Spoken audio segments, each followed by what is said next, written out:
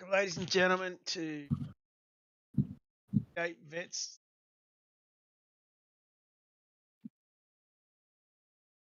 On Nordschleife, mate. How are we, gentlemen? Yep, good, thanks, mate. Fantastic, thanks. That's good to see you, sir. Plenty of people already out.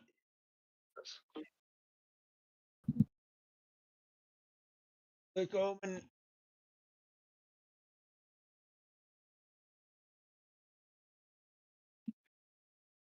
Today, of course, at the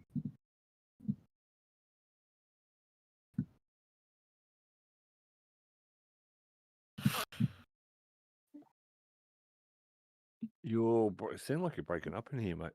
You're Yeah. dropping in and out. Can you boys talk? Now I'm back again now. I don't know what the hell. Yeah.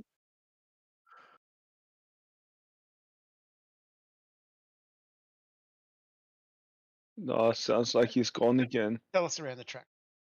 Can you hear everyone else or just not John?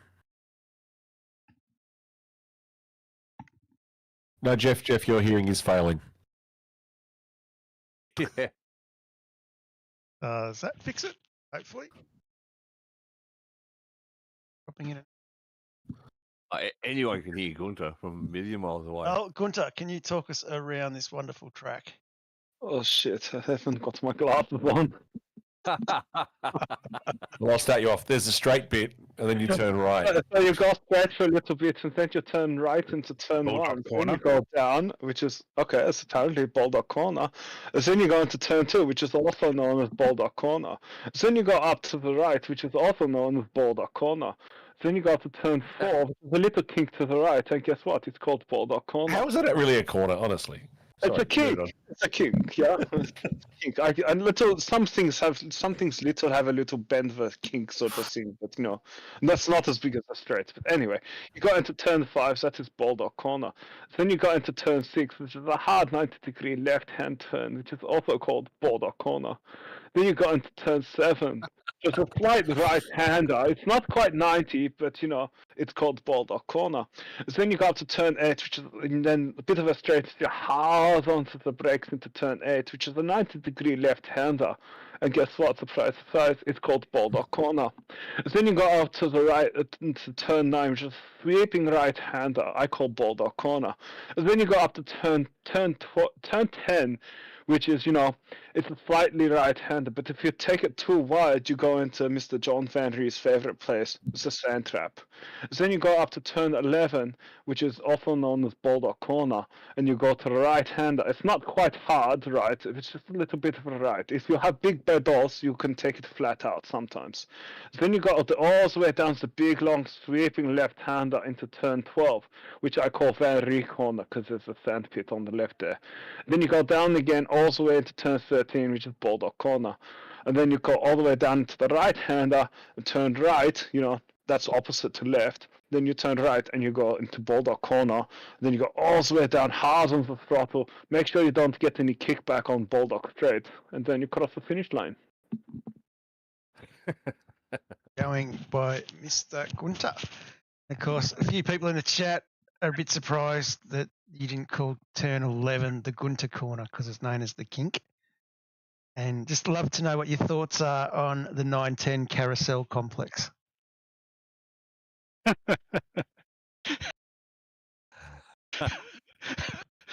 Do we really want to know? Come no, on. we don't. He's Come not going on. to say it. He's not going to say it. He's gone quiet. It's not a carousel.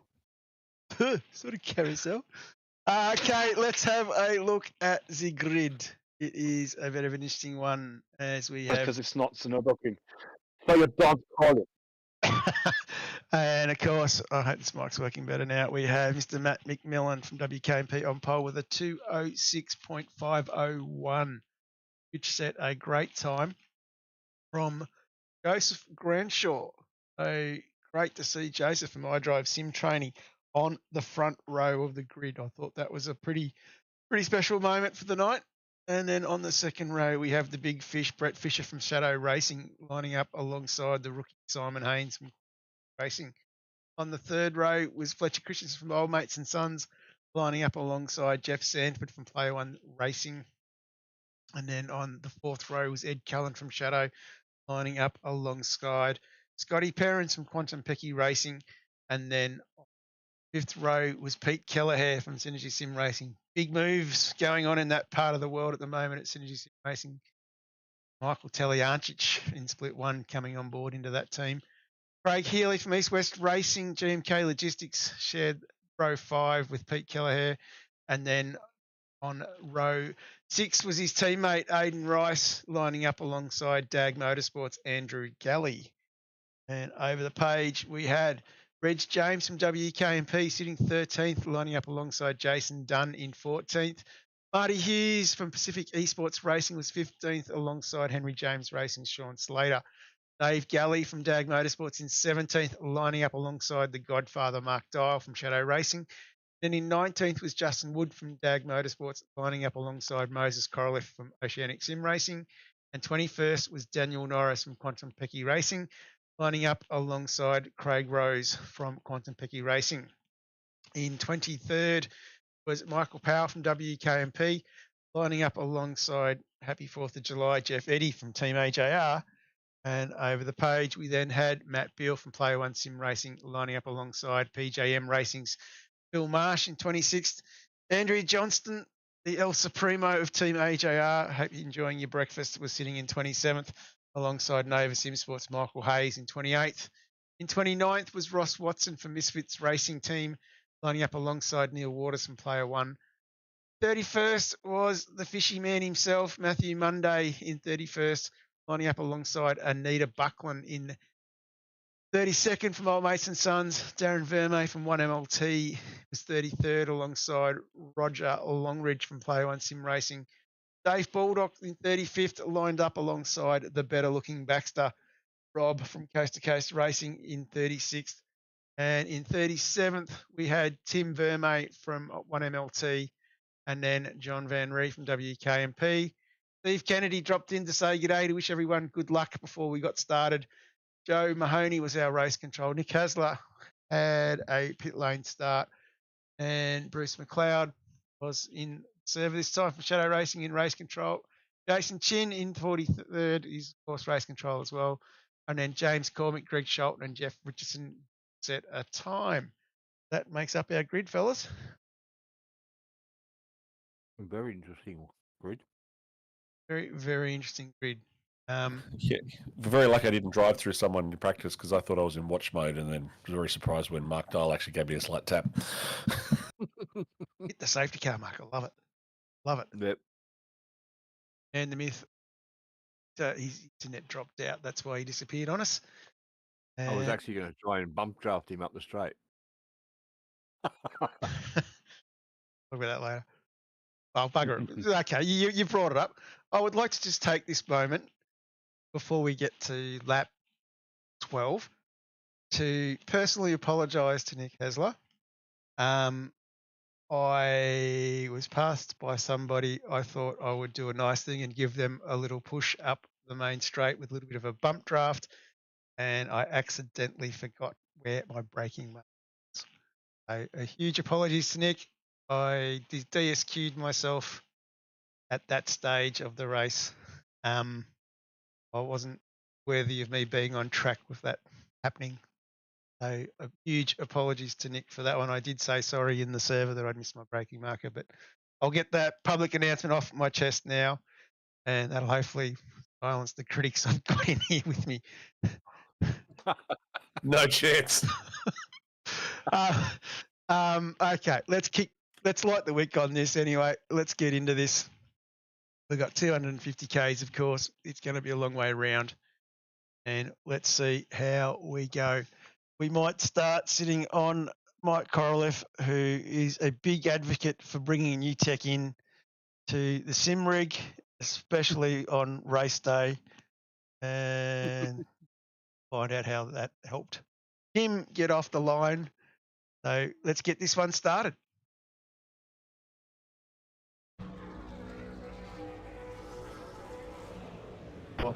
So Mike has stalled.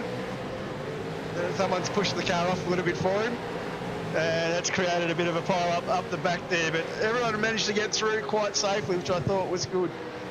So not too much damage, and Matty McMillan, of course, got a great jump from the big fish. Joseph Granshaw dropped into second, and a little bit further back, still 2-3 wide.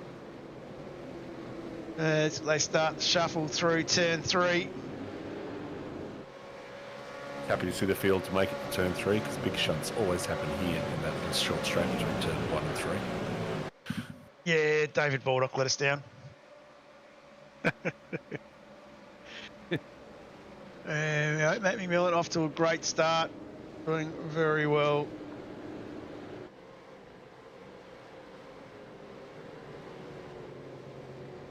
I noticed that Ed Cullen didn't turn his limiter on this week. No, you got off the line relatively well. No, he has moved his pit limiter button to the keyboard now. So. And of course, new damage model as well, or the update of the new damage model in play tonight as well. So probably got away with a little bit more than what we usually do. Yeah, I can talk about that a bit later on.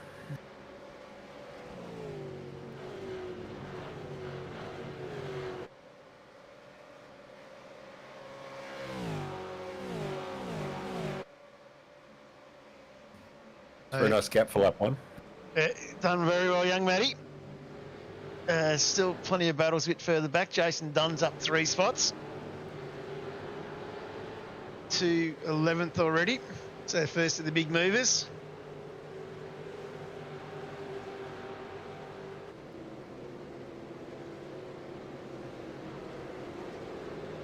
And Greg Sholton up 13 spots coming through here as well. So Greg making some big moves in that first start of the race.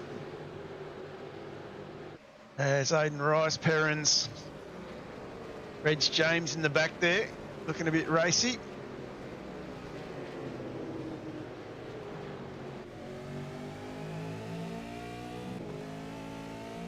Side by side action.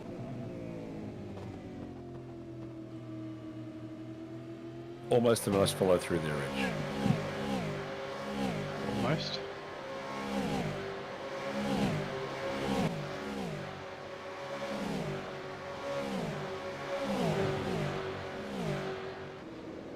And down into the bottom of the moraine sweep. Driving too wide. A very tough part of the circuit here. A little bit of a twitch.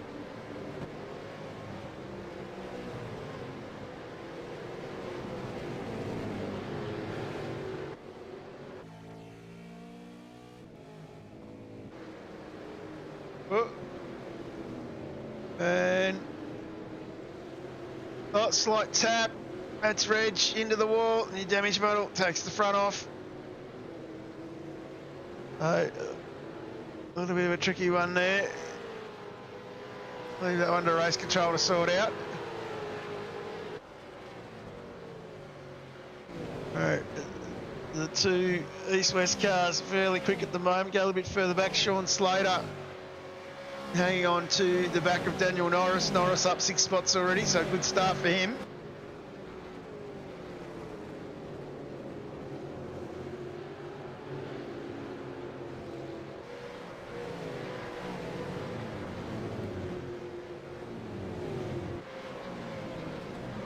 So what I don't understand is how Gunther's lost his internet, yet he's still watching YouTube and chatting over there.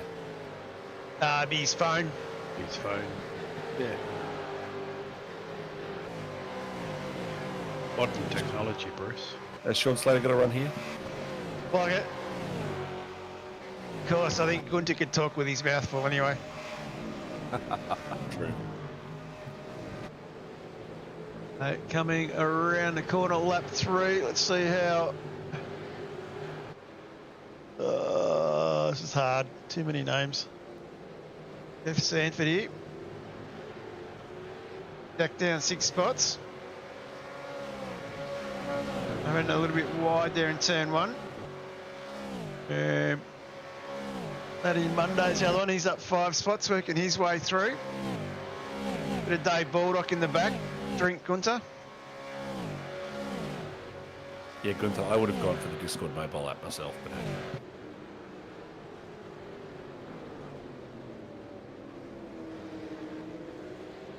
Oh, a little bit loose by Matty. Keeps it off the wall. Keeps it out of everyone's way. It'll be a little bit painful losing all those spots. As we drop back up with Jeff Sanford. A little bit of a lock up here, a little bit wide. That's opened up the door for a couple of guys to get through. It looks like Galley.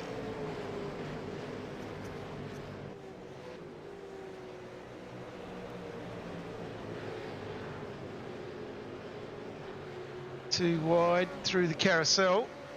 This never ends well.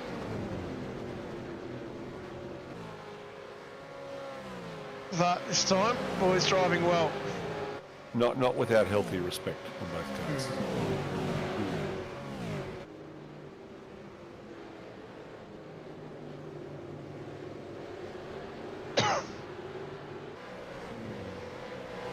Also good to see Neil back after he had some time off last year.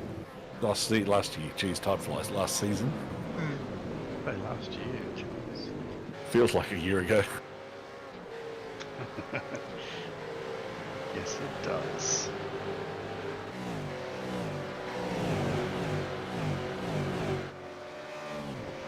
Alright, got a bit of racing in it. 2-player 1 cars. Keeping all the pressure on Sean Slater. So why are the player one cars bump drafting each other? I don't get it. Because they think they're fast.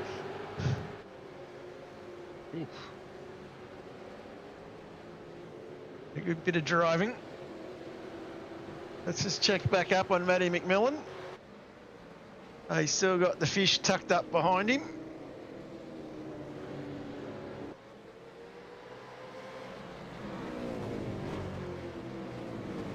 A good little battle up here up the front. Joseph Granshaw hanging on to P3. Christensen Haynes, the rookies dropped the spot. Ed Cullen sitting in there as well.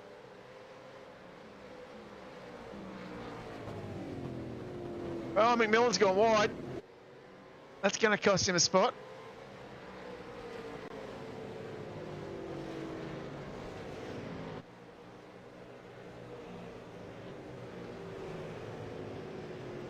Very quiet about that one. That was really costly, actually. That was about 2.5 seconds it cost him for a very simple mistake. And Fish has gone.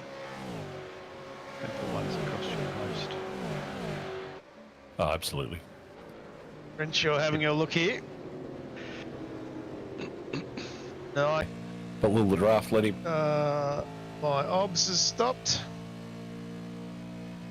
and reconnected, so hopefully we're still going. Yeah, stream's still up. It's a quick flick. Don't know what happened there. Pete Keller here, he's got the box so we can see McMillan in front of this train. Fisher, the red dot's taken off.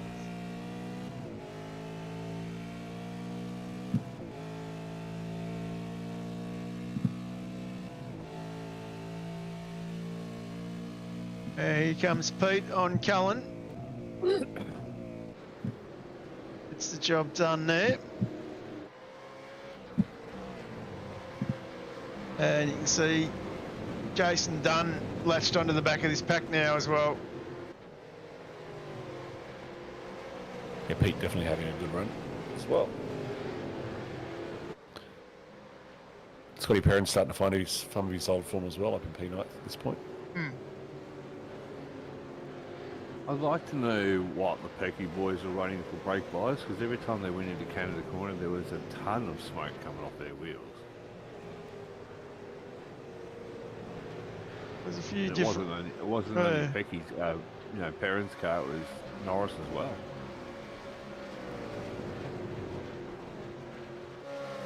Obviously getting it to pull up though. Comes Keller here now on Christensen. Yeah, Canada's one of those corners that likes a lot of rear brake to stop, but if you've got it wound forward because you like trail braking around the other twistier bits, it can be a bit of a challenge. So it's definitely one of those, unless you're going to do it dynamically, it's definitely one of those choices around Do you want to set yourself up for the twisty stuff or the big stop in Canada? And you'll Norris shuffling back a little bit.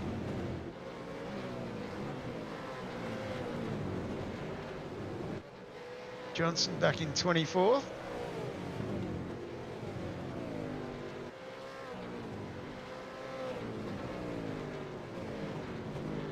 And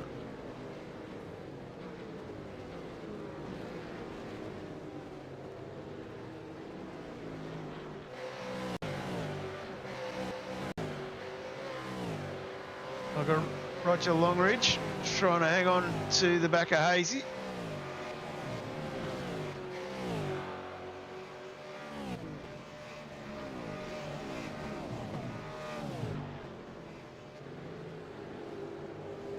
And a little hot. Another man missing the brake marker into turn 1. Hazy just up in front of that. He's dropped a few spots. Using the rallycross layout. Hazy with a bit of a run on Anita. And Rob Baxter coming along for the ride back there.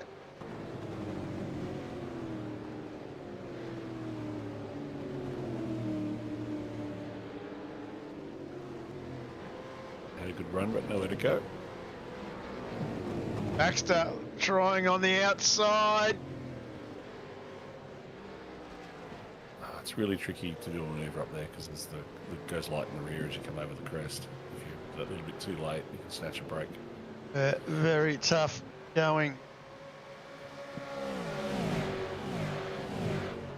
The boys in the mid-pack driving just as hard as these boys up the front. It's great to see.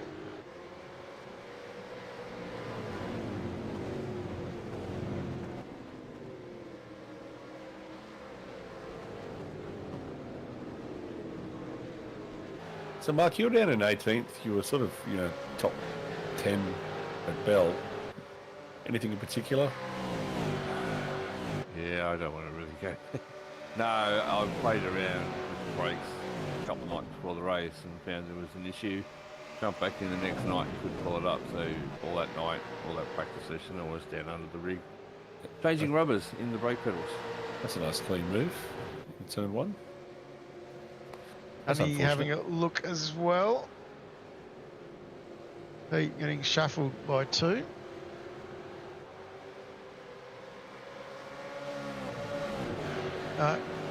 Having the draft now, Pete having a look back. Great driving here. Is that McLeod guy ever shut up? Honestly, he's always on the radio. Had a relatively busy night last night. It was busy, then it was slow, then it got busy again. Even still, it was a nice change for the week before.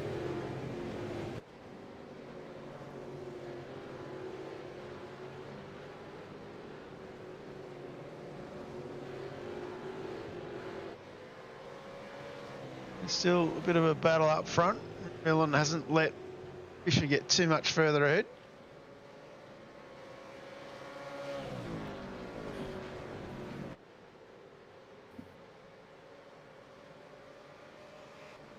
So while this is sort of going on, I can sort of give you an insight as to how the damage model update sort of went down.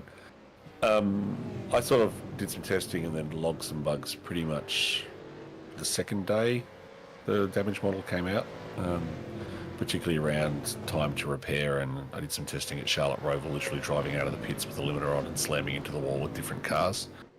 So I sent probably about 20 replays into iRacing with different scenarios where the damage was. Also had a chat to one of the staff members who suggested it would probably be something around the tyres in the front of the car extending outside the bodywork. Spoke to someone else who then put the bug fixes straight into the new damage model team, and they pretty much turned the fix around in less than a week, and then it just sat there waiting for the patch to come out. So that's sort of how that all went down. I didn't want to give updates and set expectations because I didn't know when the patch was coming and things like that, and also didn't know the extent of the fixes that they put in, because it is a bit of a black box once you get something into iRacing as to when they decide to release it and what they decide to do. But it looks like it's a good balance from keeping the cars a bit more fragile than what they were and not making them ridiculously fragile.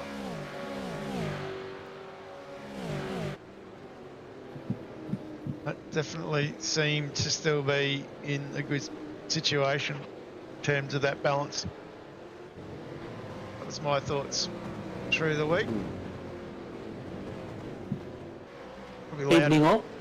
bit more. It's Adrian. it's Well, zippy. the smaller number of safety cars sort of points in the right direction. Who are you this season? I haven't seen a couple of cars in this, but who the hell is that? Is it Yeah, I was just having some lamb, so I thought I would. I just thought, I might go and see how Andrew goes.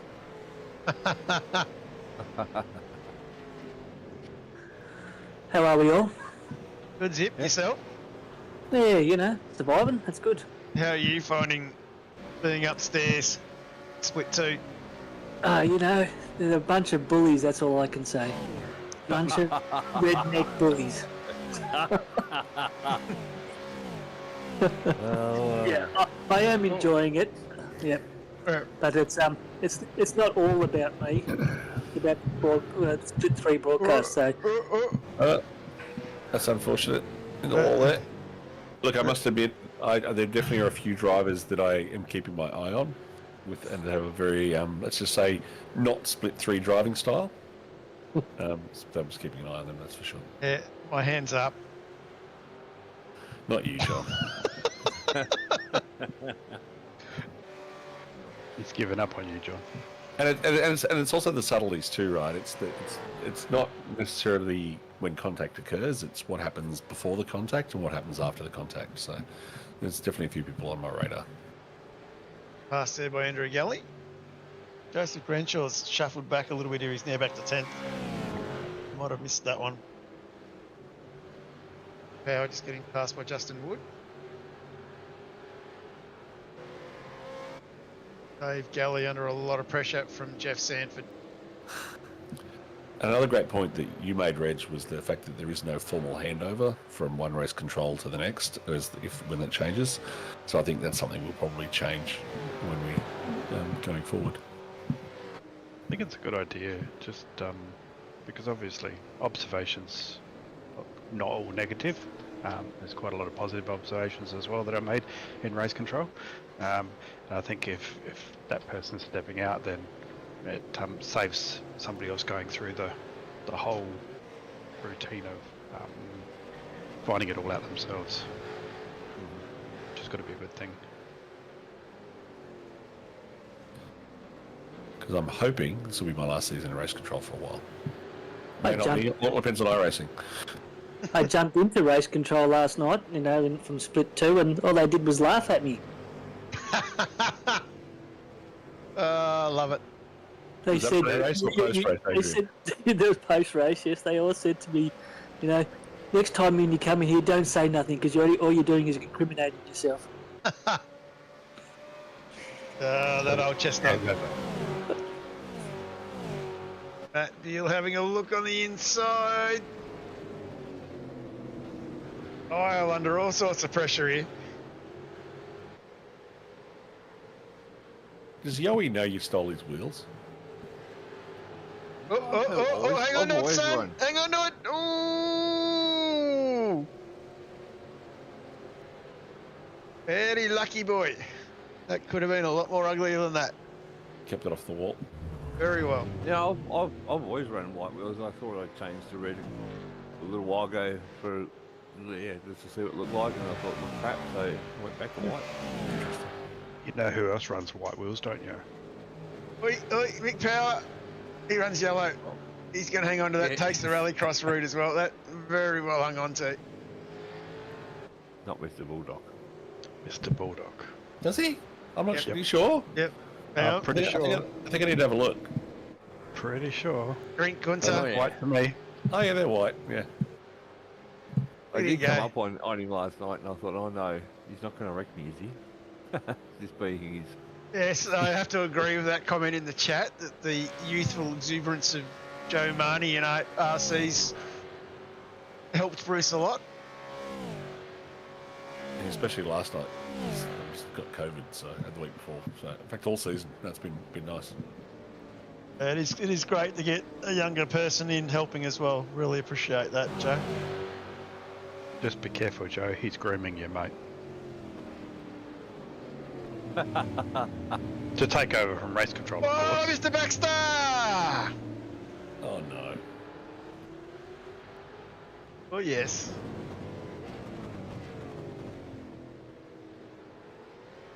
To be completely honest, Joe can take over next week and we'll be in safe hands. Pretty fast driver. Regular in East Coast.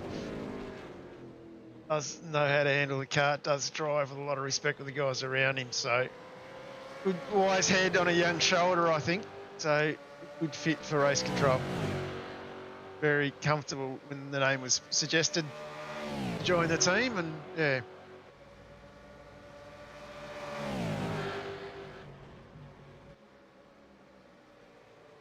Yeah, who's grooming who, John?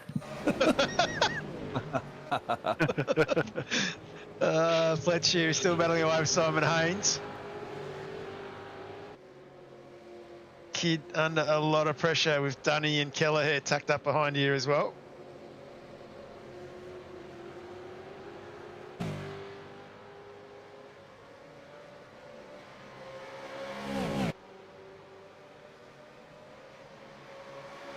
So definitely some distinct battle packs developed, right? So you had Fish and Mr. McMillan out front, and then this pack here.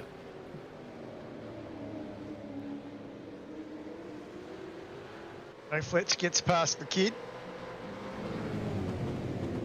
I remember seeing this live, thinking that was very Noah's Ark, everyone going 2x2 up the hill. How good does Fletcher's car look? That's bloody looks ace. Yeah. Pretty special. Looked better on a Trans Am, but Yeah, it does look very Trans Am, doesn't it?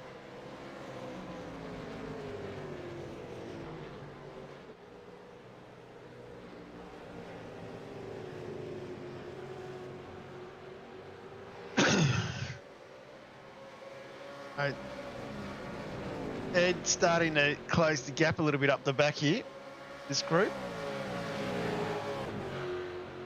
Speaking of Matt McMillan and Fish, Matt's got back past him.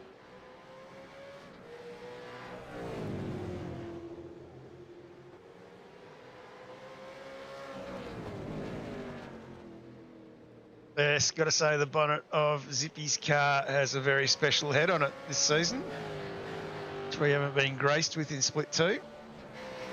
Yes, it's got the good old Shane Paddo on the bonnet.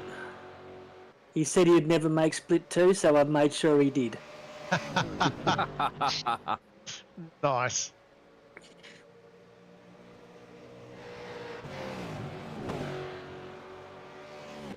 Henry Galley tucked up the back here, trying to get into the top 10 with Perrins and Grenshaw just in front of him. Yeah, Paddo, of course. Probably watching us half cut in Vietnam. Get a PM from him this morning. Joy broadcast last night.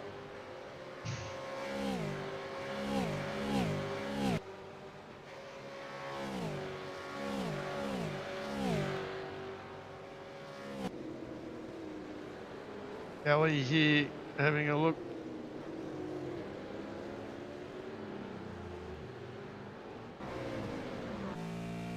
Oh, that'll go Aiden Rice having a bit of a spin in the background there as well. yep, sympathy spin in the back, easy to do. Speaking of spins, Spins, yeah, Andrew Galley going out as well. And Dave Galley and Andrew Johnstone are actually in the pit lane at the moment.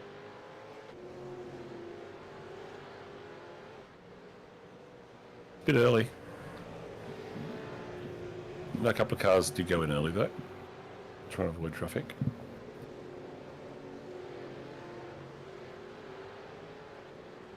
That was not too bad.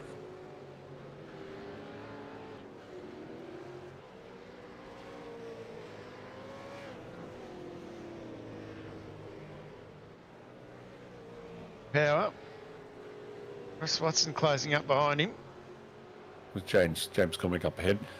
James is someone whose RaceKraft has improved immensely since over about the last season or so. Had a brief chat with him after the race, and he puts most of that down to the fact he now runs as a proper spotter and with some software to see what's happening left or right. So nice to see that James is actually enjoying a lot cleaner racing these days. Healy into the pit lane. Going very well with young James. Challenging track for him too. Oh, follow me, he says. Both of them. Synchronised trip onto the gravel.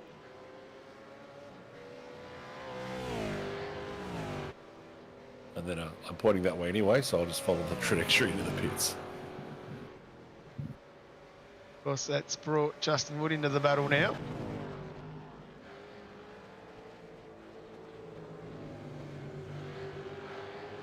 So less than half a second between P1 and P2, so that battle's still raging out front.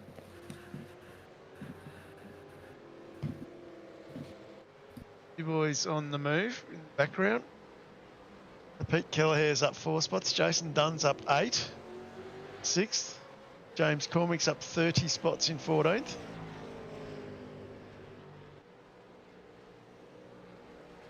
So I'm not sure exactly how much pace Fish has got here relative to Matt, whether he's pushing really hard to stay or it's able to use the draft to fuel save a bit. But if he's able to do that, then he's in the box seat in P2 at this point, if he stays on track.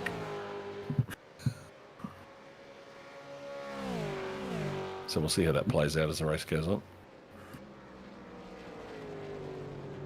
They've punched up again behind.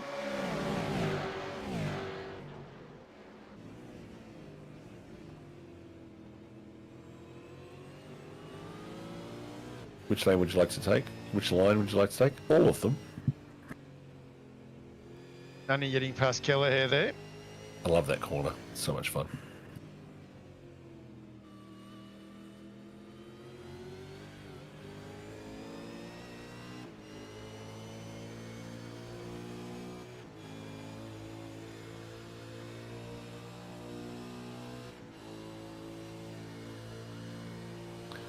Going for a move. Side by side.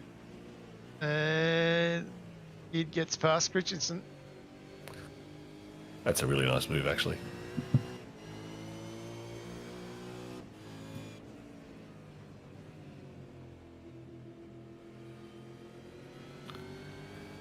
So I discovered there's a Chubby Buns about 15 minutes or less from my house. So it's definitely on the to-do list once I get out of lockdown. Send some down for me, will you? Yeah, they're in Rockdale, so they're a couple of suburbs away, but not too far. Nice. And how did I know it? I drove past and I spotted the logo that I see on the back of these cars every week.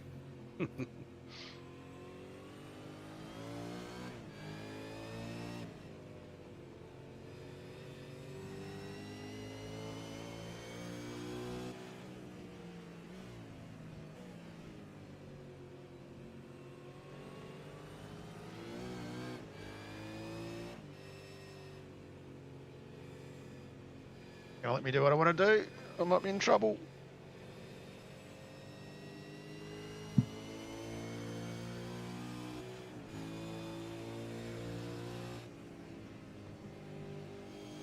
Want to buggered something up on us here. Let's keep watching this view for a minute. That would be the Chubby Bun view. A couple of slow cars there on the right. Hopefully this has worked. And we should have some different camera views back. Yay.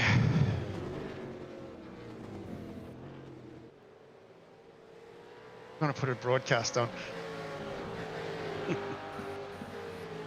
Anyway, let's have a look. Mark Dial still in the thick of it as well.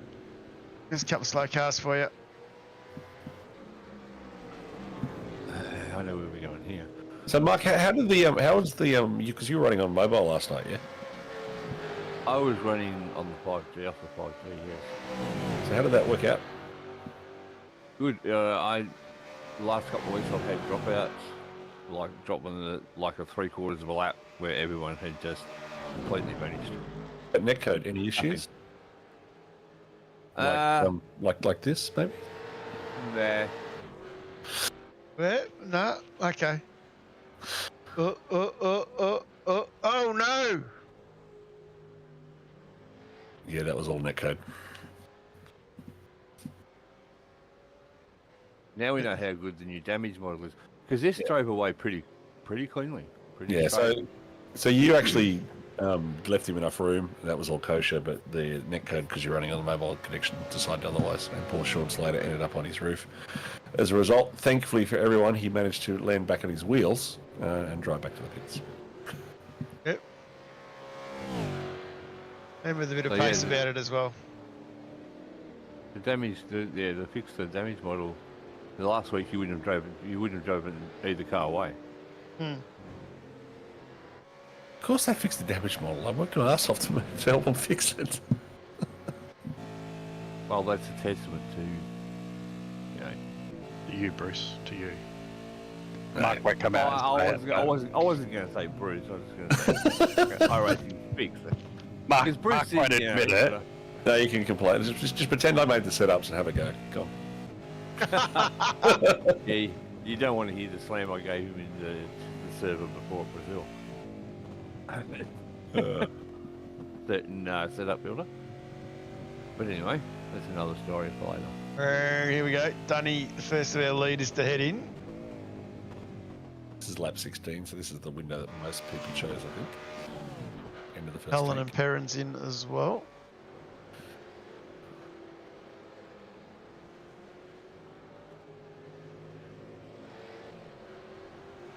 Okay. A bit of leeway up there. It's going to jump on with Richardson. Tucked up behind Anita Buckland.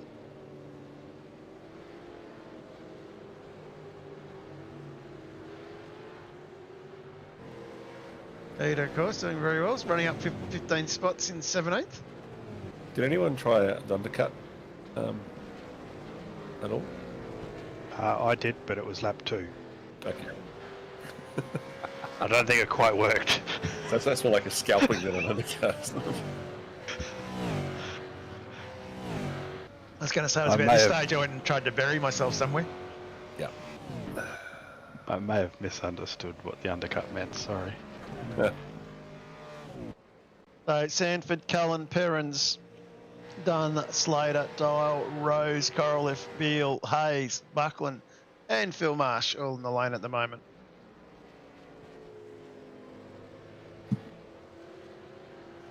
One cheat sheet.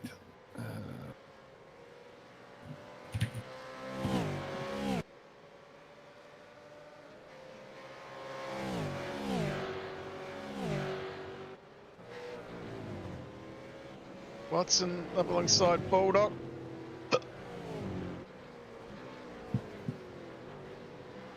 Hey, you totally missed it, John. Oh, didn't you see I had trouble? I went to try and go to mouse, use the mouse to point, and it locked it out. So Yeah. I'll have to remember that for next time. I want to try and do that trick with the mouse. But yeah, that normally works, the mouse trick. No, the trying to be a bit fancy and like, yeah. Anyway, try again later. Avoidance.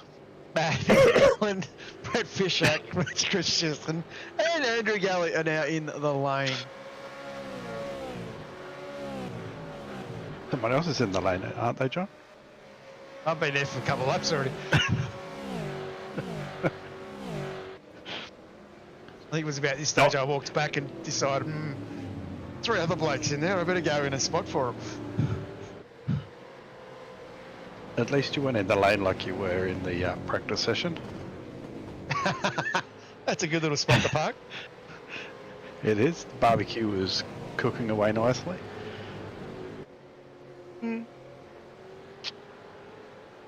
There's one of those lovely little pit lanes here at Road America where you can actually go and drive the car on the other side of the pit wall. Your room out there?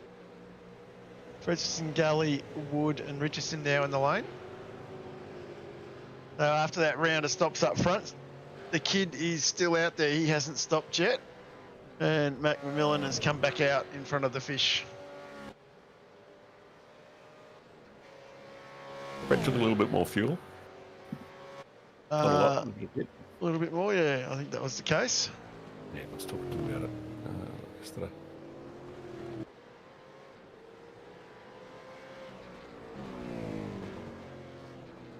Of course, the fish stopped for 28 seconds. McMillan for 26 or 27. Only a second more fuel, wasn't a lot more. Interesting one at this stage, just to keep in the memory bank for later, will be, of course, Jason Dunn taking 34 litres. He's taken a good drink. Andrew Galley went 42 litres, so that would be a long time stop. Ross Watson, not litres, second, sorry, for the stop. He's taken a lot of fuel on board with that. And the next one, of course, in there is 48 seconds for Ross Watson. So it's a long time stationary.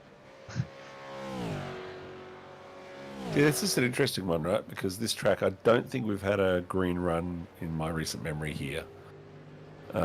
So, yeah, do you take a big full tank early and run long, and then wait for a safety car to come out? Because I know when I had my last race here, I had two incidents. So I spent I was a couple laps down, but I pitted late, had a very fast car with 10 laps to go. So that strategy can definitely work if you want to run long early and then stop later. I'd be interested to see how people play that out with the second stop.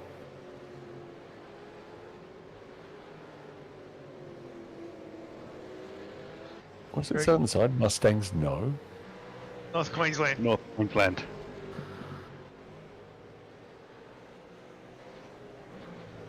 NQ. Okay. I was thinking Mustangs, no, when you're in a Mustang. That makes a lot more sense that it's North Queensland. I'm just blind. Yeah. Well, no one would ever accuse you of being blind in race control, Bruce.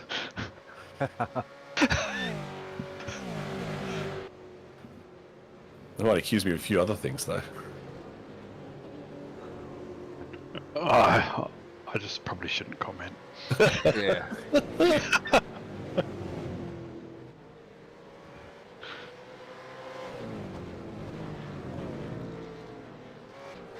It must be said that views and opinions change based on the amount of time between the incident and the time you can actually look at the replay at the end of the race.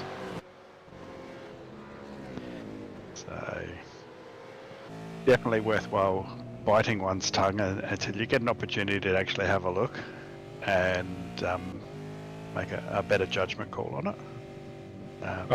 Yeah, 100%. I know or at least go in fully armed and, you know, you're not just going off of emotion. So no, I've called in stuff which I thought I'm clearly in the right, and it's turned out I've been the exact opposite. I've been in the wrong one. I've been in the driver's seat. So, and it happens. I mean, you've got, you know, narrow fields of view, and you know you've got, you know, one guy in North Queensland or in Sydney, and the other guy's in Victoria. So you know you've got that slight delay. So what you see on yours and what everybody else sees is not always the same thing. There's a couple more. Is that Northern? Sorry, go on. No, go, Adrian. Is that Northern Queensland or no? It's Northern Queensland, Mo. Did you want to wake up, Sippy? Yeah. What I was gonna sort of add is that thoughts through my mind. Thanks, COVID. It's great.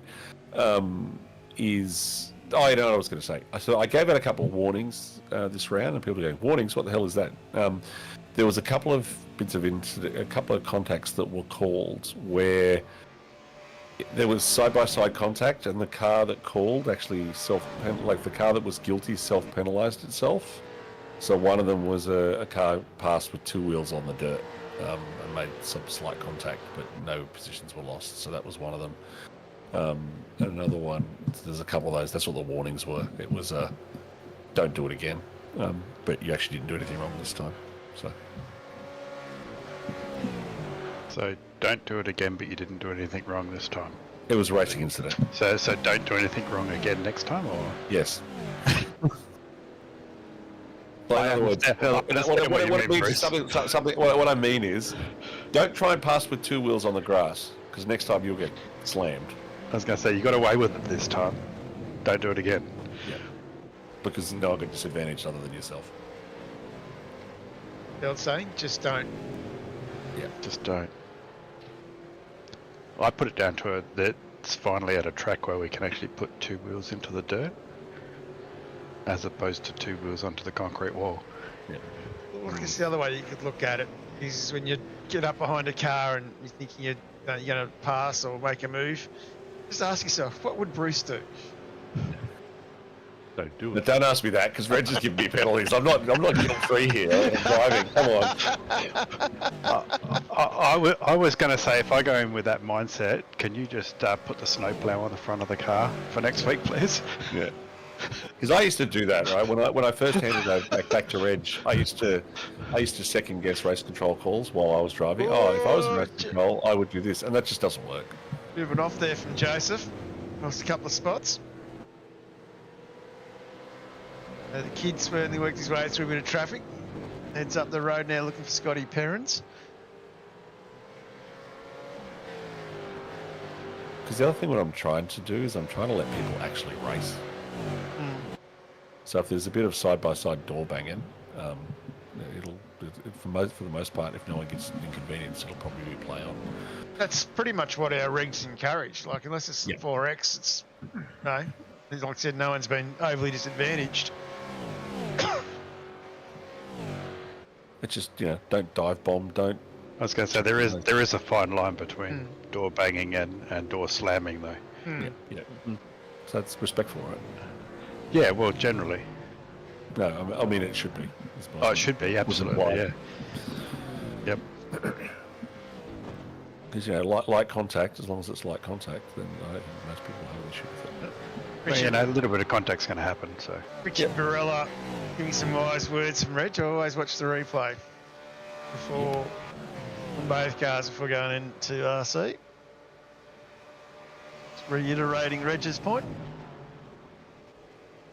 I think it's something that, I'd heard many times leading up to the stints that I had in race control, and I always went, yeah, heard it all before, but when you've actually spent a little bit of time in race control, and you get the opportunity to look at replays and angles and things like that, and it's not your car involved, it becomes so much clearer. And then if you can take that mindset back when it is your car involved,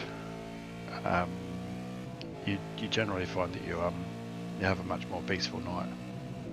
Because the other big question, here we go, down the inside of, what car was that on the right? I couldn't quite... Drink. Matty. Oh, it's right a little bit there. Heat up the tyres. Coming out. It's I reckon that one will get alive! Bit of a gentle nudge there. I think you missed the intro, Dave, where Gunter did the track guide. Did it very well. You'll need to go back and watch that later. Highly recommend it. And the John Gallen looking for my car. It's just there. There it is. So Greg Sholton might be someone we want to be looking right about now, John. Yeah, I was heading about to there. That was my next move. Not that I've got my cheat sheet up, but... Oh, it's on my cheat sheet. I've just got a couple of corners. Oh, you out of the corner. I've just got the lap. The lap of the guilty. Pretty much, Fish. Pretty much. Blaming the internet. Yeah.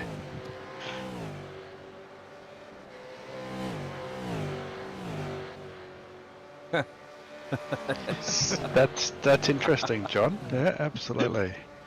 I never looked at it like that, but that's one way to make sure that you don't go up to split 2 if you can spend more than half the race in the pits. Let's just say I self-penalised by putting that many sandbags on it that it wouldn't move.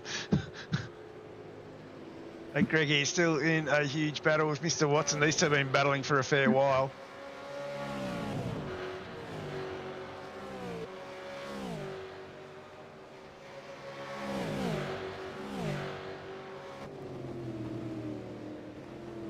Having a look this time on the inside. Oh, he goes in a little hard. They both go in.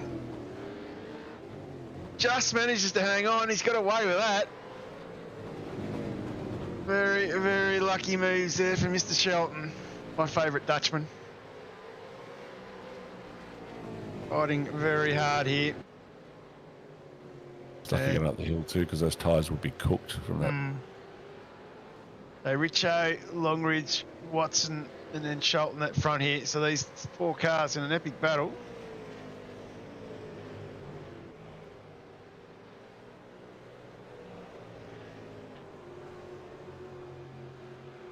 No, you got away with that nicely. Just head down and run away. And managed to put a little bit of distance on them all. He goes a bit wide through the kink. And into the fence. And that was the pop. And there's the call. And there's Bulldog, Drink Kunter. I got a feeling that while having a bit of a look here, a few cars still battling away.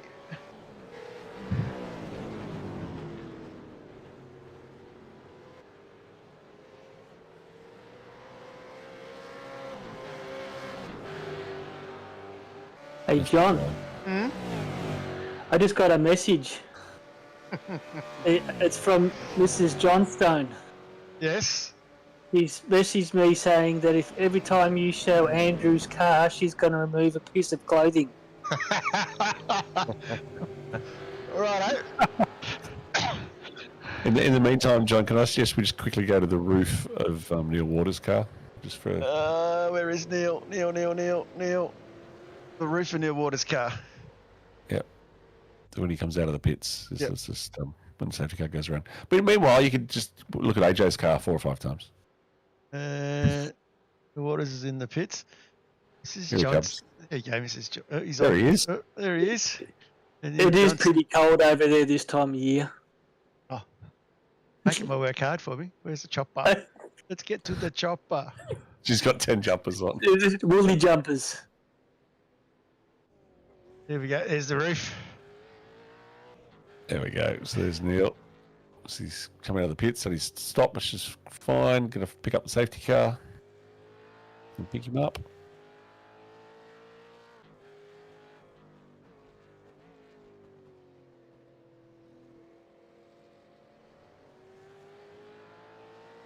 Oh, safety car there. They keep going. Yep, and no call was made to wave him around. Fair enough. Yeah, so there you go. So what's AJ doing? Fair enough. Questionable strategy by Two Pecky's car. Yeah, we'll talk about that because I thought probably really needed to have gotten into the pits as soon as practicable. Yeah, that's not a good point in this camp either. Mark. Like, look at this bloke. Like, look at this bloke here in the pit lane. Look at that. Isn't that a great looking car? Nicely up on the jacks. And Matt McMillan. So these guys, of course, safety car came out as they weren't too far into the lap. So these guys able to tour around a bit more. Just need some Barry White music in the background now. We'll be playing this game at breakfast. Yeah, they must be awake watching it now. So I see Mr. Healy's in the room. I'll bring him in. and Andrew Johnstone back out on track. Look at that car. Look at that bonnet. No head of Pato on it. Nice and shiny. Mr. Healy, welcome to the broadcast. Excuse me, Craig. Hey, Hills. At this point, I'm swearing and cursing at Ed because he said, no, Brett, you won't make it to the end. And I thought, well, if he's not going to make it to the end, I'm not pitting in. So I stayed out and thinking, yeah, I've got the strategy going right for me. Lap 23, you're not going to make it to the end. Yeah, I don't know what. On I your don't second know stop. I don't know what Earliest, Ed was. earliest to get home on a second stop was lap 11. I don't know what Ed was smoking last night. I really... Oh. But he went in. What does that tell you? Did Ed facilitate a pass on track by saying that in the Discord, Mark? Yeah, there was a lot. Feels like a game well played to me. So we have a bit of a shake-up here now as we pick up the safety car. We've got Scotty Perrins, who has not stopped. 3-second stop. Simon Haynes, the kid, stayed out as well. The Fish has been in for 2. McMillan's in for 2. Dial has stayed out. Jason Dunn has gone in for his second stop, and he's jumped a lot of spots, remembering he filled quite full the last time around. So he only stopped for 18 seconds. Heels sitting up in 7th, up 3 spots. And Pete Kelleher, Ed Cullen, and Fletcher Christensen rounds out the top 10 now. And of course, the safety car being driven by the one and only man that had drive of the day for Chubby Buns last week, Jason Chin. And representing the RaceKraft Simulations safety car very, very well. Very good looking machine. Jason had a much more relaxed night than last week. Yeah, definitely would have been a lot slower paced. Last week he would have just left it running at the end of the lane, wouldn't he? Yeah, pretty much. I think the funny thing that's interesting is, when you think it's settled down in race control, just when you think, okay, got time to have a breather, maybe watch a bit of the nut, pops off. And last week we generally had no idea who won. So Dial peeled out of the train now to pit. Taking the big hit.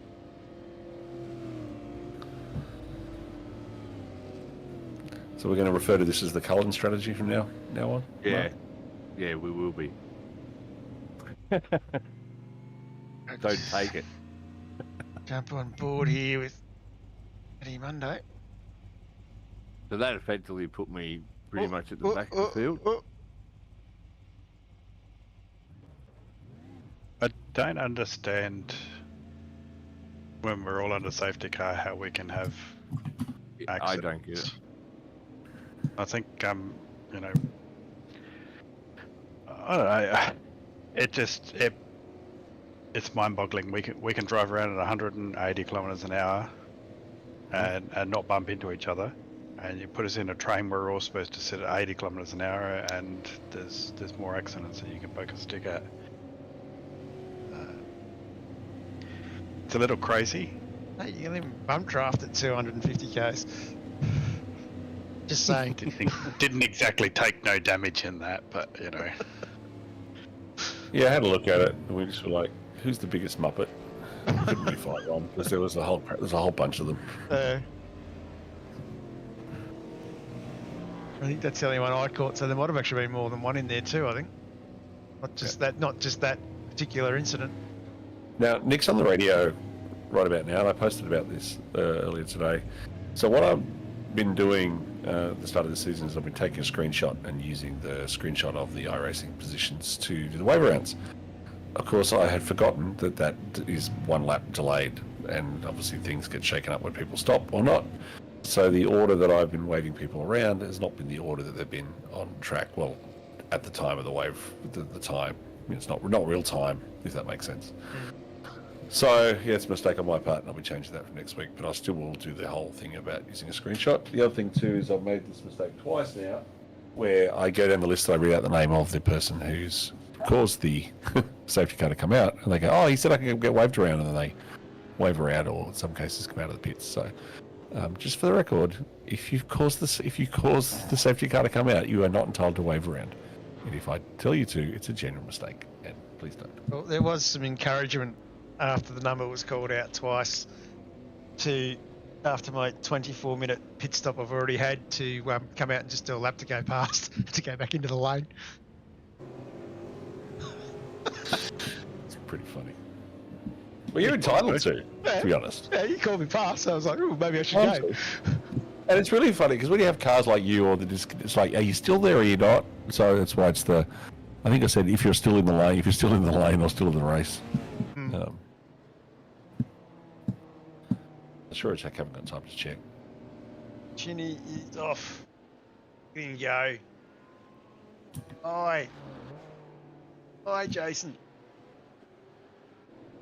Now, my turn to pick a bone. That's a bit more than 4 car lengths. Almost as if Perrins was there to help Haynes out.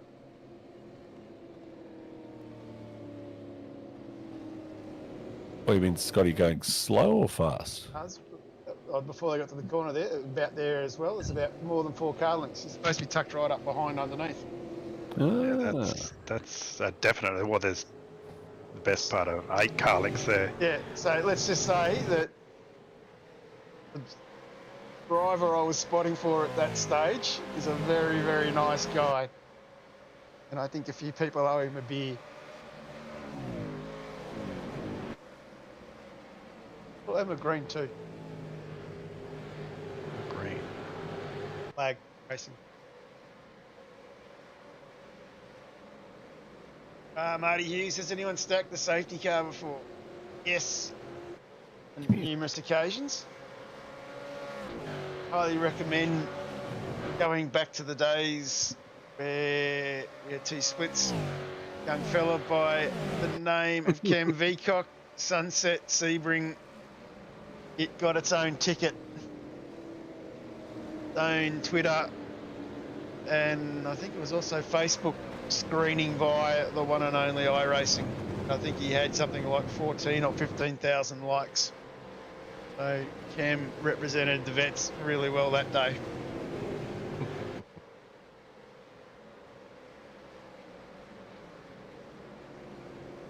And then, of course, the other one, so much the driver of a safety car stacking it, but have a chat to Rob Baxter about Watkins when. I just jobbed this safety car.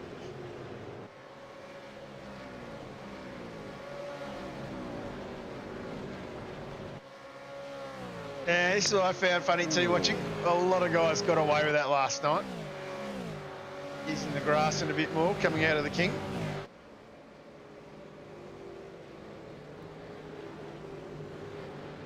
I don't know how they got away with it, because I wasn't getting away with that in practice. I was always in the wall.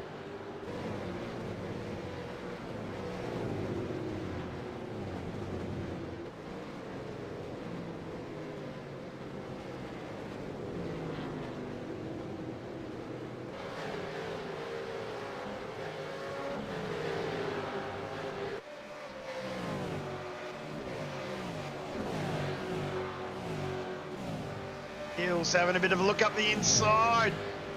And tucks back in.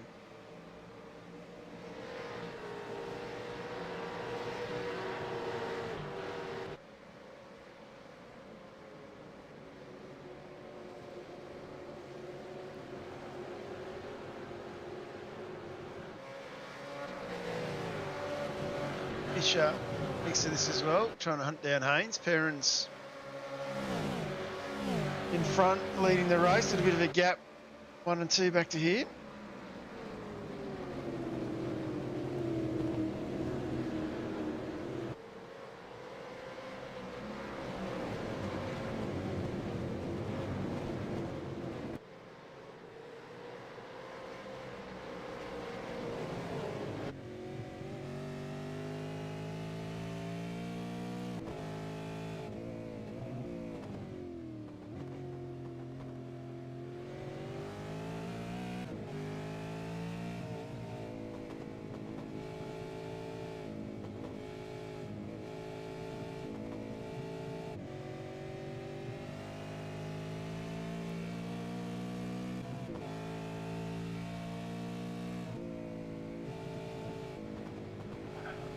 Oh, use that grass again.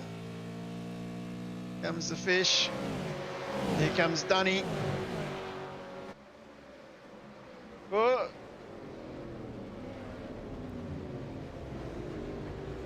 Oh, and Pete Kelleher involved in that as well.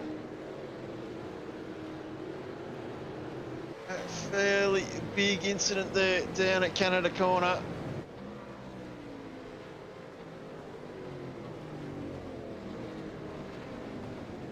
And still shuffling a few more back down as well. I think Reg James has been involved in turn. Not a great spot to be sitting, Reg. No, it's pretty disheartening when you got to watch the field go past. And Matt McMillan has just taken the lead again. I guess it's just part and parcel of racing, I guess. But you know, probably a night to forget on many levels. That was someone off in the background there as well. Not sure who that was. McMillan getting the jump on the boys behind, and now Haynes has passed Parents. Here comes Healy.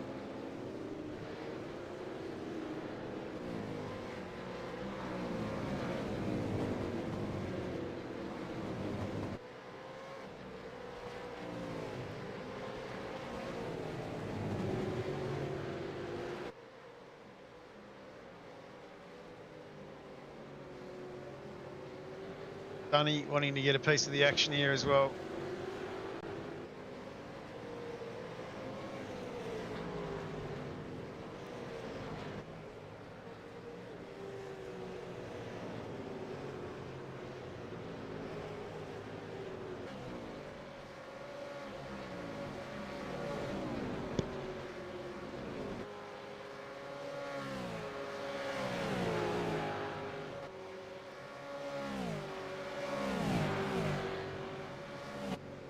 Hills has a bit of a look, tucks it back in behind. Definitely in the thick of it here, Craig. Oh yeah, I knew that the front two, or the front guys in front of me there hadn't pitted yet, so I didn't want to take too much risk at this stage, but I knew Jason behind me was very quick, all light, so I was trying to defend him as well, trying to keep him behind me, but not as easy as what it looks.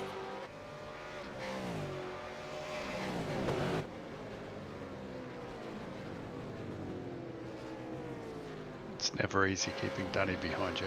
Oh, Roger! And into the wall there. And he had the bungee version of the front splitter and reattached. Just like brand new. Yep.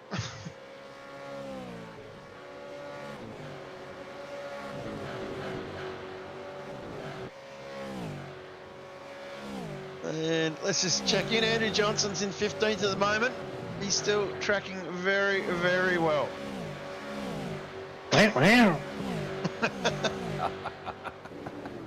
How cold is it in New Zealand at the moment, I wonder? Well, the other day he said it was like -2. So, but yeah, so it's pretty cold in the mornings. Yeah, -2 here this morning. Yeah, that's why they like sheep so much. And that's why he went onto the gravel. Went and picked up some of my sand. Seems I'm not out there to get it. Mr. Johnstone, again. That's another one.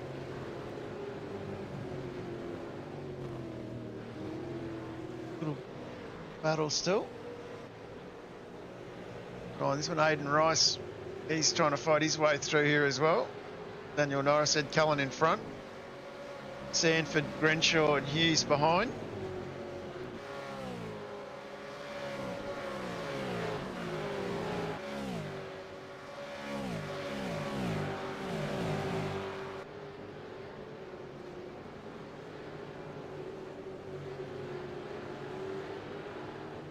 And Michael Power up 7 spots, tucked up behind Anita, sitting in 15th. Great drive from Anita, up 17 spots.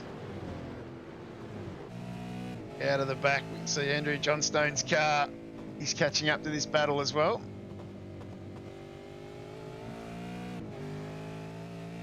It's coming up there really quick as Perrins and Brett Fisher head into the lane.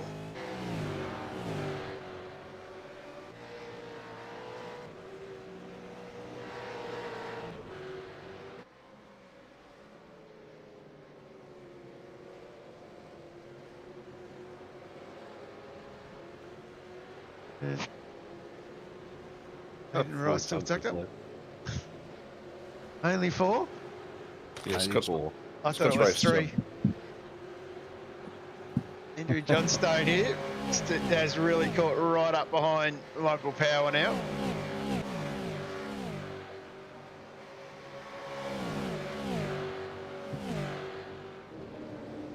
And Matty McMillan has jumped in to join us as well. How are you, Matty? G'day boys, how are you? Yeah, Hey, good. Matt. Yeah, good thanks, mate. And Norris in 7th. Is And Matt McMillan a split 2 driver that went down, or is just a newbie? A definite newbie. Got some of Johnny's sandbags. is Neil Waters? How's he tracking at the moment? Neil Waters, he is right back in 37th. Trying to work out. He's right behind James Cormick, isn't he? He's about 1.5 seconds back. Trying to work out the timing of this little one here. I don't have that one in my book, so I've yeah. got his lap 29, but it may have already happened. I have Andrew Johnstone just getting past Michael Power. Michael Power might have had a little bit of a whoopsie. Andrew Johnstone now tackling Anita Buckland in front. Up 13 spots is the El Supremo from New Zealand. Team AJR. As Fletcher Christensen now is under all sorts of pressure from Andrew Galley behind.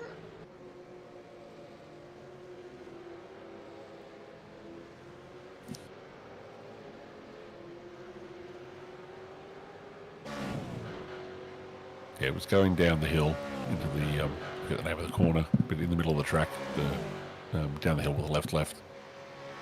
That would be Bulldog Corner. Oh, yeah, exactly, Bulldog end of the corner, straight. yep. So about here when just watching Neil come down this lap, I think. This lap, Mr. Waters, where are And you? if he's a lap down, that might be lap 29 for him. There's Mr. Comic in front of him.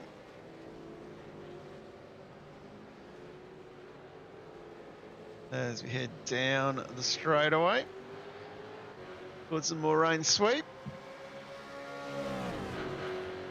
otherwise known as Bulldog Corner.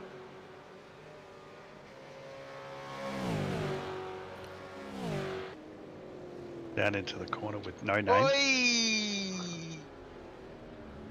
Oi! Oi!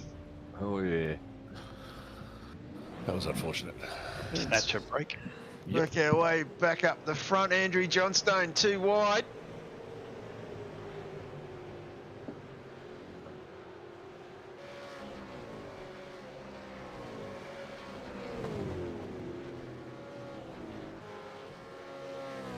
And Grenshaw in the mix here with Johnstone as well. Great little battle this. Ooh, a little bit of a twitch. Grenshaw goes a little bit wide there. That's allowed everybody else into this battle.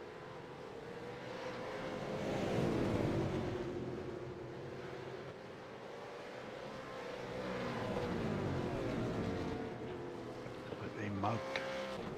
Yep. And it's going to jump up Healy. Healy's still under a lot of pressure from Jason Dunn behind.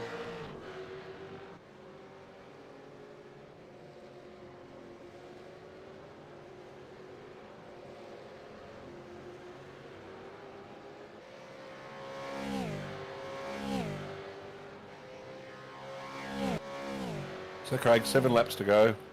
Are you Yep. thinking pretty hard about defence or just let it roll? Believe it or not, I was actually trying to save a bit of fuel because I didn't think I had enough. So I pretty much needed to get behind Jason to save, I reckon, probably half a lap of fuel. So yeah, I was trying to defend, but I couldn't defend him off enough and save the fuel at the same time. So I had to just duck in behind him for a few laps, and then just wait until I saved enough to go for a second run at it. Well, there's someone out there in the sand again. Yeah, it sounds like a sound strategy as AJ looks up. AJ back on the screen again. Surely that's enough to... You should be happy now. I don't know if I'm going to be loved or hated.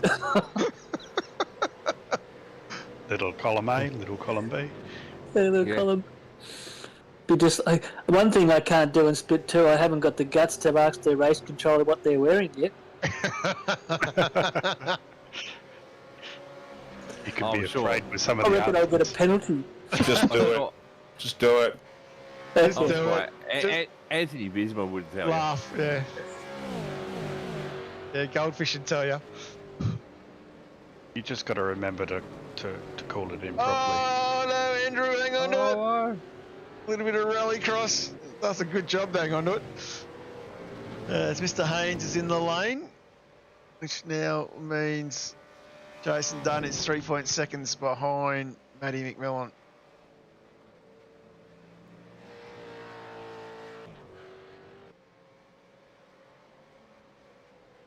Matt Beale, he's in a good little battle here. Ross Watson. So assuming they're all on the same fuel strat now, that comes down to who's looked after their tyres best to have the run at the end. Yeah, 100%. I found the tyres were going off about now, but they did come back a couple of laps later. Yeah, my tyres were terrible too. There we go, Zippy. Fish saying they will say in proper use of comms, but come and see me after the race. That's same as Reg was. What Reg used to say to me. I'm pretty sure I never said come and see me after the Yeah. race. I get it. You want to keep that secret. Sorry. Then Rosie having a look up the inside.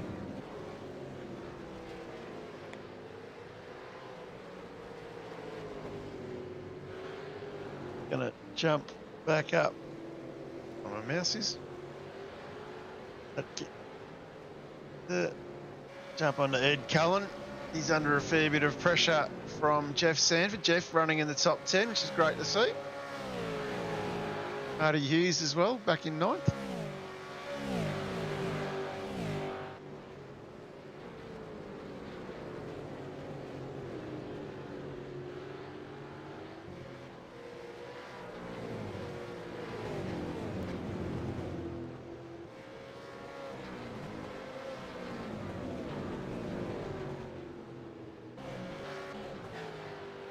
And Richo just getting past Watson.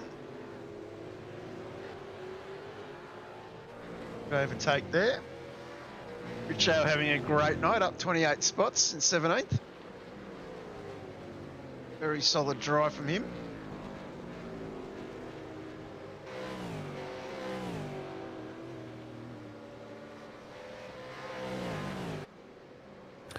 Yeah, just like to echo John Gallen's comments in chat that Anita Buckland is improving immensely, race every race. Oh, absolutely. Yeah. Just Dunny had a slight little off, lost himself 3 seconds of McMillan, so McMillan now out to 6 seconds.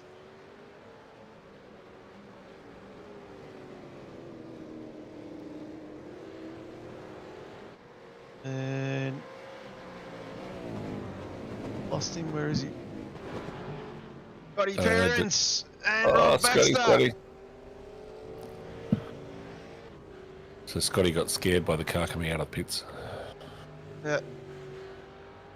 That was huge, that one. Marty Hughes making a move on Sanford. Aiden Rice, really- middle of that. That incident was really surprising because no one will ever hit anyone on the front straight going into turn 1. Nah. It never happens. Nah, never happened to. No, I didn't think so. Never seen it before.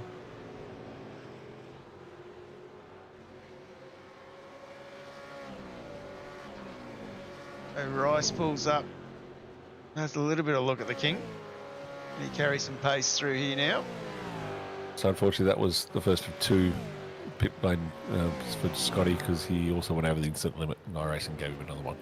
Ooh.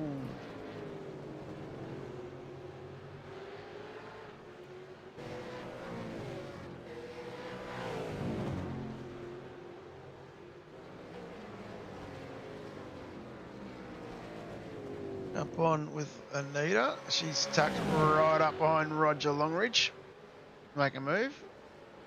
To the outside, comes back to the inside. A little bit of a lock up, but manages to keep it off the wall and off the other car. A great save, Anita. Yeah, good goal. It was almost a really good move too. So you faded right, got him to stay right, and then went left, and obviously under brakes, the car ahead can't move. So it was a very good manoeuvre if she'd pulled it off. Good car controller to Pull save it. up That was and a pass. Yeah, that too as well.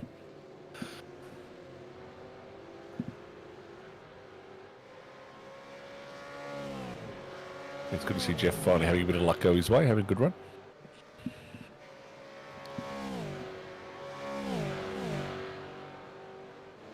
further back. Mr. Cullen, Mr. Eddie.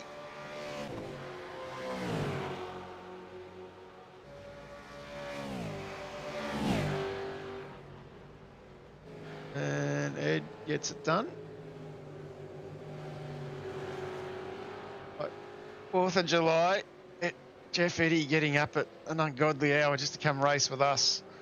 Talk about dedication to the vets. Considering it's a public holiday, chance to sleep in. Usually evening barbecues and fireworks and all those sorts of things. So hopefully he wasn't too tired to enjoy.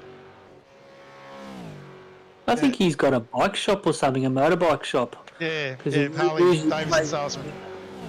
He usually plays this in the morning when he gets up, when he's opening the shop, has it in the background. He's a Harley Davidson dealer. Yeah. He's a Works dealer, for- is he? works for a dealership. Yeah. Bike salesman. Motorbike salesman, not bike salesman. Not even bike salesman, but picture two at a France. That's it. Yeah, just a little electric scooter going down the road. When you say dealer, I think of something completely different. Yeah, that's what I do. I was going to say, I'm pretty sure Zippy was as well. Lap 35, we have Matt McMillan 5 seconds ahead of Jason Dunn. Lap 35 of 39, so 5 laps to go here. So, John, big quick question: how are the guys in Albury going to survive after that vape and tobacco haul got snuffled up this week? How the smokers going to cope? Oh, who knows? Yeah, I just not a fan of people vaping, not a fan of all the rest of it. And if this area's got a long history of chop, Matt McMillan makes a run off here. Speaking of chop, Yep. Matty. You got to remember that the areas in northeast Victoria was Australia's major tobacco producing areas up until the time when the Australian government stopped sale of tobacco. So for a fair while, I think there was a little bit of underhand stuff going on up in the valleys of northeast Victoria. That's not the Australian way, John. Freebies and foreign orders never happens in Australia. What are you talking about? Nah, you never get really good stuff. Matt's just giving Jason a bit of a sniff. Oh yeah. Yeah, the dog jumped on my lap there. That's what we all say. I'm totally losing concentration about now. That's the reason why my sim room has a lock on the door. It's to stop people sticking their heads and going, oh, what about blah, blah, blah. The heel's still hanging on here. He hasn't gone too far. No. Yeah, I actually thought Matty was. I didn't actually think he went off track. I thought he was maybe fuel saving. Why he lost a little bit of time there, but now I know why. Yeah. Well, because Dunny had an 18-second stop, we were always questioning whether he had enough fuel. So Dunny was quick this sector of the race, very quick. He was very quick. Yeah. My tyres were shock on this set. I don't know what was. The first sets were fine. The second set were terrible. It might have been just my style. My tyres were actually coming back around now. They were feeling pretty good.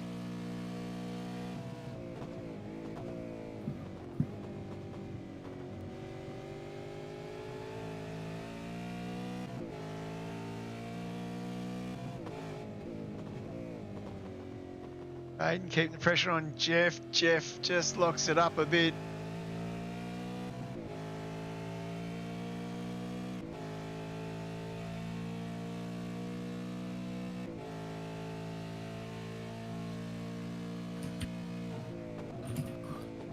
And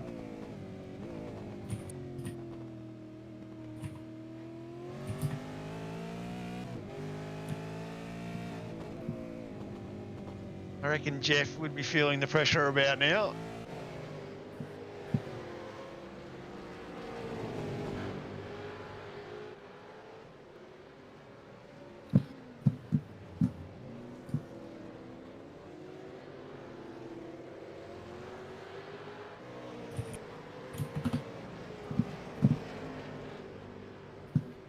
So, going down, heading down through the carousel into the kink.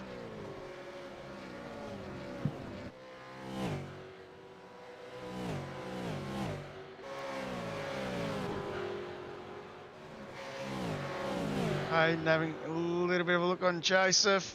Tries the inside. Oh, he's going to get pulled up. Whoa!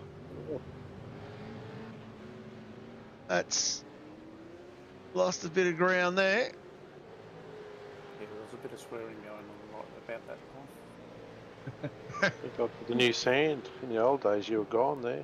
Yeah. Well played by Jeff though to let him go through and then turn him behind. Almost Or, right, right. slide in behind. I think there's a bit of sliding going on. And another one there. Ross Watson turned around.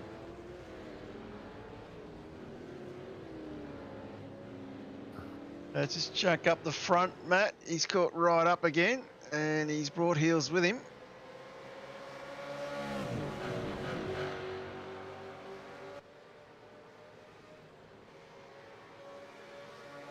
(37 of 39).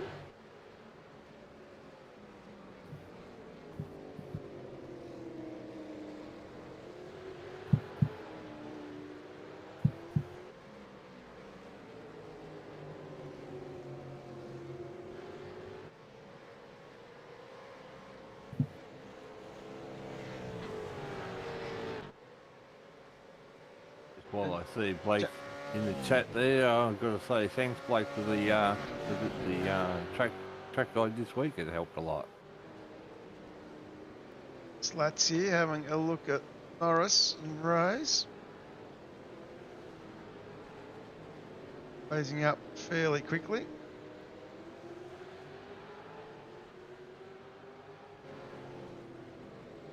Oh, dive on his own teammate.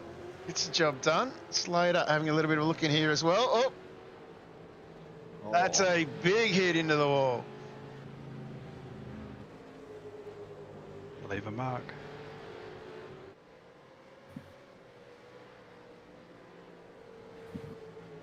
And just about to start the penultimate lap.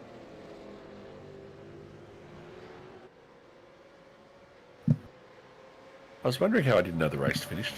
Now I'm remembering. Very tight battle here between the top three. Andrew Galley dropped back 3 seconds from this group.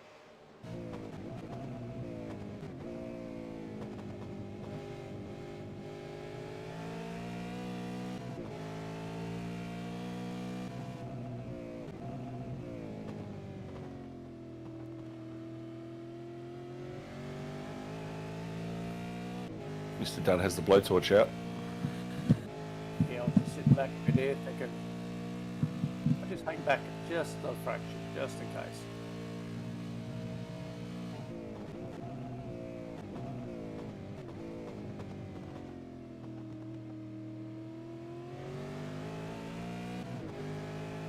Nice little bit of work from Dunny there.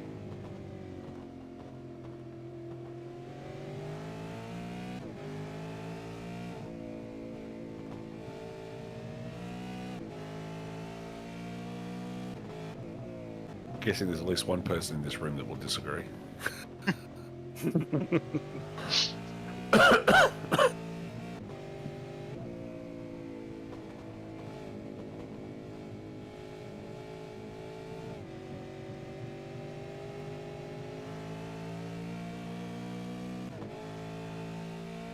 So there's not much rubber left there, Matty. No, I was struggling. I was struggling with a dog trying to jump on my lap and a spotter yelling in my ear here at this stage. Yeah, apologies for that. So that was your life spotter. No, bulldog whinging about something in the background. Never. He doesn't whinge. No, he doesn't Yeah, I whinge was at all. gonna No, say, no. Yeah, No. I basically have an Apologise shut for the F that. up button mapped on my wheel, which just mutes everything. Yeah, I think Reg was talking again about this stage, wasn't he? I may have had a few laps where I was silent. About 10. This is a great rundown here. He gave me a lot of room here. A lot of respect.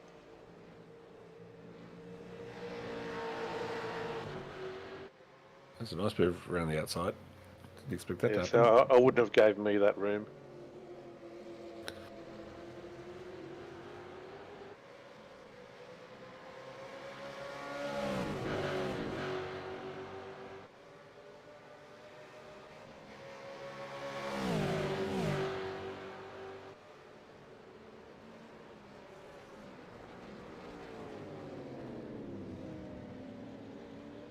And a little deep there, Matt. Get it back on Yeah, track. Forced a compression lockout out of me. Now Dunny's the man with all the pressure.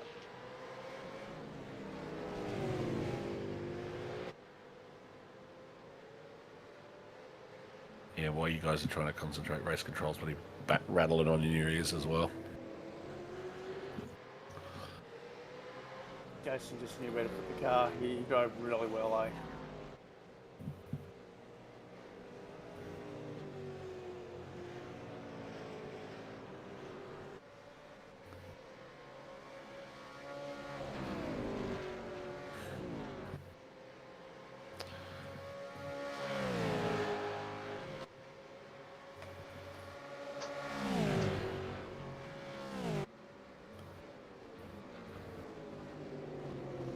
Looks like he slowed through the kick a bit more than usual too, so he couldn't get a run. Yeah, he just he was just like, well, I wouldn't say he was slowing right down. He just slowed it down enough just to take the momentum out of what I had. So Yep, yeah, yep. good, really good. Yeah. The old slow down on the apex trick. Yep. And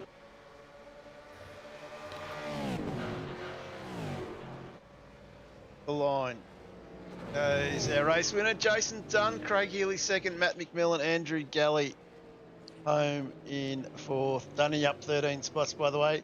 Marty Hughes in fifth, up 10 spots. Fletcher Christensen in sixth. Seventh was Aidan Rice. Jeff Sanford brings it home in eighth. Justin Wood up 10 in ninth. And Michael Power up 13, rounds out the top 10. Then we had Joseph Granshaw, Andrew Johnstone bringing it home, up 15 spots for 12. And then Simon Haynes, the kid, down 9 in 13th. Mark Dial up 4 in 14th. Norris. Ed Cullen will be the next man on track. Phil Marsh and Jeff Eddy 18th. And Jeff Richardson up 20 spots, 19th. That is a great drive for Jeff. And Craig Rose will round out our top 20.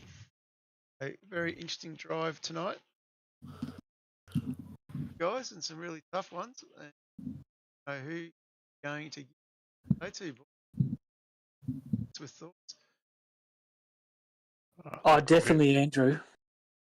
I was going to say Dunny had a great race and Jeff Richardson a great race, but I'm in agreement with Zippy, and you won't hear me say that too often.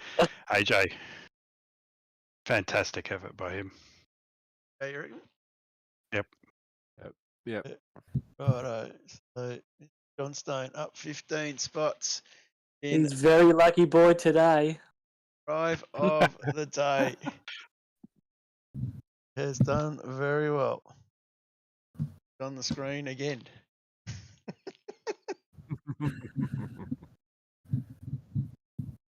Who produces this? The same person that skips lap 13. It was a technical issue, Bruce. It was a technical issue, yeah. Didn't you see that? I was having very Yeah. much trouble. Not easy happening. Anyway, we will have a chat. We don't have the man who's P1, but I'm sure he would like to thank his sponsors, thank the league sponsors, thank everybody out in the chat watching, and of course, he'd love to thank the cast as well. Move on to the man that was in second, Mr. Healy. How did you enjoy that race? Yeah, it was a pretty good night. I haven't had the best of time the last few weeks, just to say. Been struggling quite a bit, especially in the last season. Just no practice time whatsoever. So to get back up the front was quite enjoyable. Actually, it was great.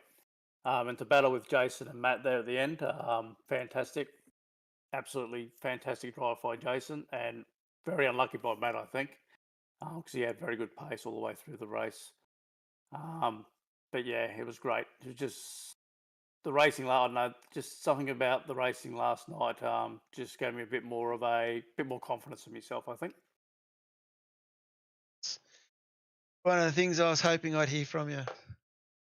Well done, Craig. Name coming down, Thanks, Craig. mate. So Up over heels. yeah, great to hear that calls boys around when I first started back in season 4. So great to see one of the old timers, one of the OGs having a good crack. And then we'll move on to the man, the myth, the legend that ended up in P3, the one and only Mr. Dylan. How did you find it, mate?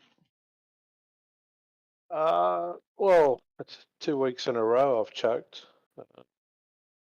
But on the other hand, it's I have been practicing very hard of late, and the speed is there, and I enjoy these tracks that we're racing at the moment. So, and I have to admit, the guys that I'm racing around are phenomenal. Can't fault them at all. Oh, thanks, mate. You could always Even you, blame- Reg. I wish you were up there with me. I'm trying. I'm trying. If I can stay out of lap 1 and 2 incidents. Mate, I remember the days you were quicker than me. Yeah, I got older. You could always blame your spotter, Matt. Oh no, I couldn't blame Johnny. Johnny keeps me informed. I got a But, good question yeah. for Craig when you finished. Go. I'd say, Wow. Craig, you're one of the drivers that's come back from split 2 to split 3. Yep. How have you found that? A couple of races in. The first couple were a bit hard because I haven't really raced most of these guys in the split. So, yeah, I think I just had to get a bit more patience. The first 2 races, I think I didn't have the patience, and it held. But where I finished, and last week was just an absolute disaster. Yeah, I think it's just the racing is very good. Like, it's very clean. The rim that they give is great. It's fantastic. I think it's just myself. I've got to be a bit more patient. So some of the guys here are probably still learning, and everyone's been there, which is great. And it's good to race against other people that you may not know as well, but have the same speed as you. So you got to be a little bit more cautious. But other than that, I think it's split 3 is just as good as split 2 to be racing in. Like, the respect is phenomenal, I found. So yeah, I take my hats off to everyone in the league, to be honest. I think the racing throughout split 1, 2, and 3, you can't really, pull them apart, regardless of how fast you are, or not going to say how slow you are, but how fast you are at your own pace. As long as you're enjoying the racing, I think where you are on whatever split, that's all that matters at the moment. So yeah, Totally agree with Craig there. yeah. Any team sponsors you want to give a shout out to, Craig? Yeah, mate. So first of all, I'd like to thank my teammates at East West Racing. Thanks, guys. The support over the last few weeks has been phenomenal for them guys. They've probably kept me a little bit sane, to be honest. And also I'd like to thank our major sponsor, GMK Logistics, also A Training, all things hearing and RaceKraft simulations. And also I'd like to thank you, John, for the broadcast, and the guys in race control in Split 3, Bruce, Jason and Joe. Thanks very much, guys. And happy birthday to your teammate. And happy birthday, Marty. Yeah, Marty, yeah. Yeah, unfortunately, Marty's got a bad injury, so he's out for this season at least. Yeah, it was. Maddie, Yeah. anyone you want to give a shout out to? Yeah, all the boys at WKMP, Super Cheap Auto, the teammates. There's a few of us there, and we all encourage each other along. Race control is great this year. Very professional. Yourself, you do a really good job here, and you can see everybody enjoys the coverage. So keep it up. Easy. Next week, lads, we head off to Interlagos. So we head to Sao Paulo in Brazil. Thoughts on that circuit? It sucks.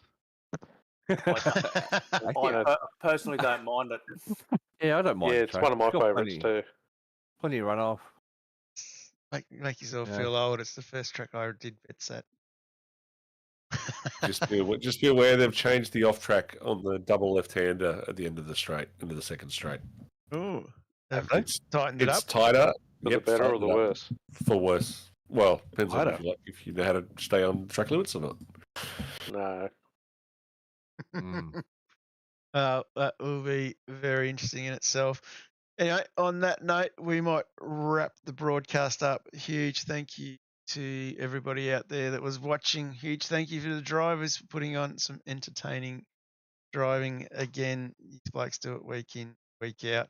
Huge thank you to Zippy Zeal, Bruce, Craig Healy, Mark Dial, Matty McMillan and Reg James for jumping in, having a chat with us and watching the race with us.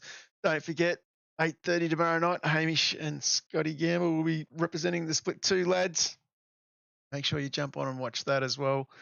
And on that note, we will see everybody again next week. Thanks for watching. Thanks, John. Thanks, Hey, John. boys. Introducing the RaceKraft PT1, custom-built full chassis racing simulator.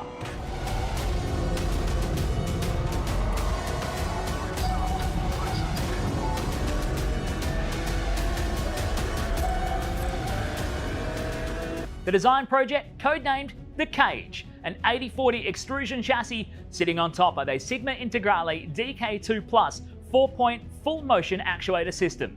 No compromises in the cockpit of the PT1 simulator. To maximize the experience, we start with the 49-inch ultra-wide monitor for the greatest field of view in a small footprint of the simulator, down to the SimuCube wheelbase that's tucked up and behind the monitors with SimCore extensions to get things out of the driving area.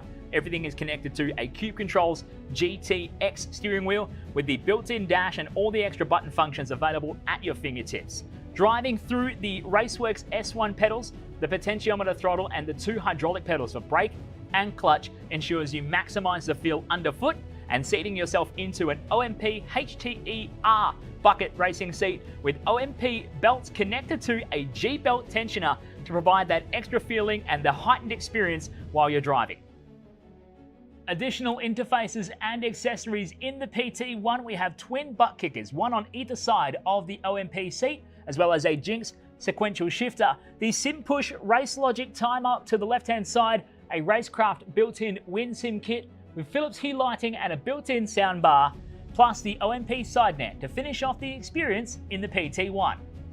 The RaceKraft PT1, build number 1, the ultimate in sim racing experience, combining the best products in the market with the passionate, no compromise approach that goes beyond racing simulation.